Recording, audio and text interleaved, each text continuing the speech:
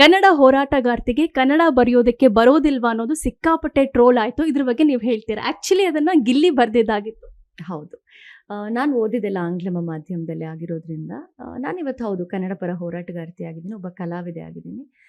ತುಂಬ ದೊಡ್ಡ ದೊಡ್ಡ ಹುದ್ದೆಗಳಿರೋರು ಎಲ್ಲರಿಗಿಂತನೂ ತುಂಬ ಸ್ಪಷ್ಟವಾಗಿ ನನ್ನ ಭಾಷೆಯನ್ನು ಮಾತಾಡುವಂಥ ಶಕ್ತಿ, ಧಾಟಿ ಎಲ್ಲವೂ ನನಗಿದೆ. ಆದರೆ ನನಗೆ ಬರೆಯೋದಕ್ಕೆ ಸ್ವಲ್ಪ ಕಷ್ಟ ಆಗುತ್ತೆ. ನಾನು ಈಗಲೇ ಹೇಳಿದ ಹಾಗೆ ನಾನು ಆಂಗ್ಲ ಮಾಧ್ಯಮದಲ್ಲೇ ಓದಿದ್ರಿಂದ ನಂಗೆ ಬರೆಯೋದಕ್ಕೆ ಸ್ವಲ್ಪ ಕಷ್ಟ. ಬಟ್ ಅವತ್ತು ನನಗೆ ಬರೆಯೋದಕ್ಕೆ ಸ್ವಲ್ಪ ಎಲ್ಲೋ ತಪ್ಪಾಗತ್ತೆ ಅನ್ನೋ ಕಾರಣಕ್ಕೆ ಅಲ್ಲಿದ್ದಂತಹ ಧ್ರುವಂತ್ ಅವ್ರನ್ನ ಕರಿತೀನಿ ನಾನು. ಧ್ರುವಂತ್ ಅವ್ರು ಬಂದು ಎಲ್ಲ ನನ್ನ ಟ್ಯಾಗ್ಲೈನ್ಗಳನ್ನ ಎಲ್ಲ ಬರಿತಾ ಹೋಗ್ತಾರೆ. ಬಟ್ ಛಲಗಾರ್ತಿ ಅಂತ ಬರೆದಿದ್ದು ತಪ್ಪಾಗತ್ತೆ. ನನಗದು ಗೊತ್ತಾಗುತ್ತೆ ತಪ್ಪಾಗಿದೆ ಅಂತ. ಇಲ್ವಲ್ಲ, ಈ ರೀತಿ ಬರಲ್ಲ, ಬರಬೇಕಲ್ಲ ಅಂತ ನಾನು ಹೇಳಿದಾಗ ಗಿಲ್ಲಿ ಕೂತಿದ್ದವ್ರು ಏನು ಮಾಡ್ತಾರೆ, ಎದ್ದು ಬರ್ತಾರೆ.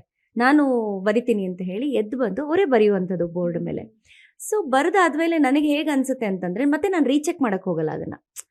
ಬರೆದಿದ್ದಾರಲ್ವಾ, ಓಕೆ, ಅವ್ರಿಗೆ ಗೊತ್ತು, ಯಾಕಂದರೆ ಅವ್ರು ಓದಿರೋದು ಕನ್ನಡ ಮಾಧ್ಯಮದಲ್ಲಿ ಆಗಿರೋದ್ರಿಂದ ಮತ್ತೆ ನಾನು ಇನ್ನೊಂದ್ಸಲ ಅದನ್ನು ನೋಡೋಕ್ಕೆ ಹೋಗಲ್ಲ. ಬರೆದಿದ್ದಾರೆ, ಸರಿ ಇದೆ ಅಂತ ಹೇಳಿ ನಾನು ಅಂದ್ಕೊಂಡ್ಬಿಡ್ತೀನಿ. ಸೊ ಅಂದ್ಕೊಂಡು ಅಲ್ಲಿಂದ ನಾನು ಬೋರ್ಡ್ ಪಕ್ಕದಲ್ಲಿ ನಿಂತ್ಕೊಂಡು ಅದ್ರ ಎಕ್ಸ್ಪ್ಲನೇಷನ್ ಏನಿದೆ ನಾನು ಕೊಟ್ಬಿಟ್ಟು ಬಂದು ಕೂತ್ಕೋತೀನಿ. ಬಟ್ ಅಲ್ಲಿ ನನಗೆ ತುಂಬ ಸಲ ಅನ್ನಿಸ್ತಿರುತ್ತೆ ಇದಲ್ಲ, ಇದು ತಪ್ಪು ಅಂತ ನನಗೆ ಅನ್ನಿಸ್ತಾ ಇರುತ್ತೆ. ಬಟ್ ಸಮಸ್ಯೆ ಆಗೋದೇನು ಅಂತಂದರೆ ಗಿಲ್ಲಿ ಬರೆದಾಗ ಅವ್ರು ಓದಿರೋದು ಕನ್ನಡ ಮಾಧ್ಯಮದಲ್ಲಿ ಆಗಿರೋದ್ರಿಂದ ಆ ಭರವಸೆ ಮೇಲೆ ನಾನು ಅದನ್ನು ಹಾಗೆ ಬಿಡ್ತೀನಿ. ಅದು ಒಂದು ತಪ್ಪಾಗುತ್ತೆ ಅಲ್ಲಿ.